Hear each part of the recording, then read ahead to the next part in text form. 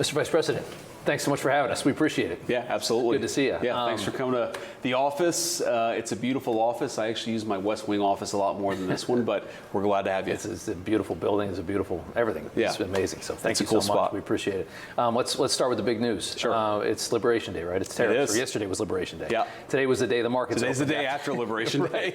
So the markets took a hit. I'm sure that was expected. How are you guys feeling tonight?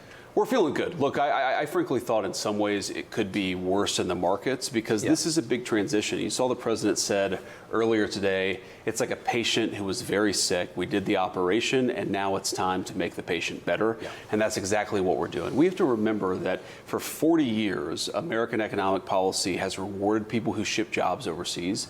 It's taxed our workers. It's made our supply chains more brittle, and it's made our country less prosperous, less free, and less secure.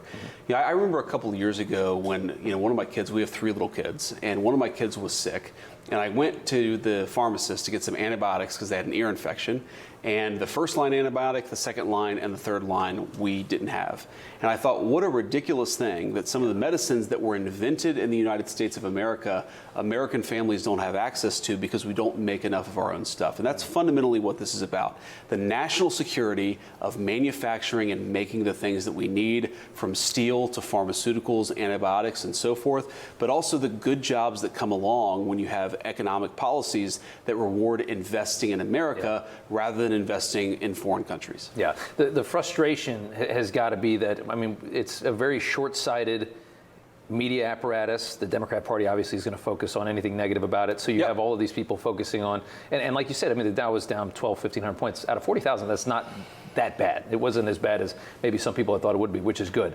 But the consistent focusing on, oh, this business owner can't find what they need right now. It's like you're trying to do a fundamentally huge change to the American economy and secure it in a big way. Yeah. And everybody's sitting here paying attention to what little negative thing can I look at right now, tomorrow, the next month, and not looking at maybe the rest of our lives having a more secure country. Yeah, look, one bad day in the stock market compared to what President Trump said earlier today, and I think he's right about this, we're going to have a booming stock market for a long time because we're reinvesting in the United States of America. And more importantly than that, of course, the people on Wall Street have done well. We want them to do well, but we care the most about American workers and about American small businesses, and they're the ones who are really going to benefit from these policies.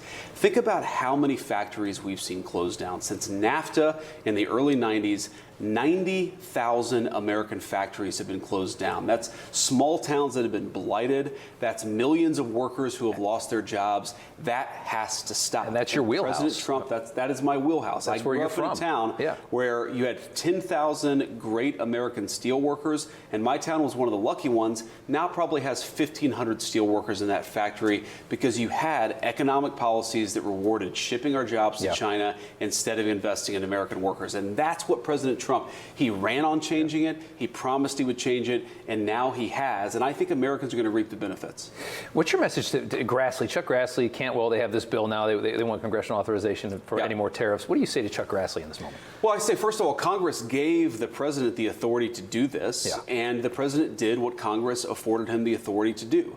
Now look, Chuck Grassley, I understand he's worried about farmers, but here's my message to Chuck Grassley. Do our farmers benefit when you have foreign competitors who send a lot of their farm products to the United States, but refuse to let our great farmers send beef and send other exports to those countries? That's the whole problem here that we're trying to fix, a one-sided economic system where people send all of their stuff into the United States of America, but they make it impossible for our great workers, our great farmers to get the stuff to other markets.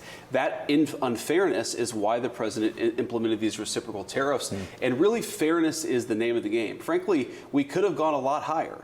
As you said, the president said these are discounted reciprocal tariffs in some ways because what foreign competitors charge us is so much greater even now than what we're charging them. But the president is trying to send a message that, we're going to be a little kind, we're going to be a little discounted, but we're going to stand up for American workers. And I think that people who are worried about our farmers, Chuck Grassley's a good guy. I know he's worried about our farmers. But the way to fight for American farmers is to tell foreign countries, you can't stop what American farmers produce from coming in, you've got to open up your markets the same way that we've been open for business for decades. It makes perfect sense. How funny is it watching Sean Fain, the auto workers union guy, who, by the way, picked the guy who trashed picked the worst horse ever. I mean, you pick Kamala over Trump, and now he's praising the president. I bet you he's got to be embarrassed by his choice in this last election. Well, he trashed us, but we're welcome to have everybody on the team. And Sean Fain recognizes what so many auto workers recognize, which is that President Trump's policies are great. And yes, there is some transition that's going to come along with this, but you're already seeing the evidence that things are getting better.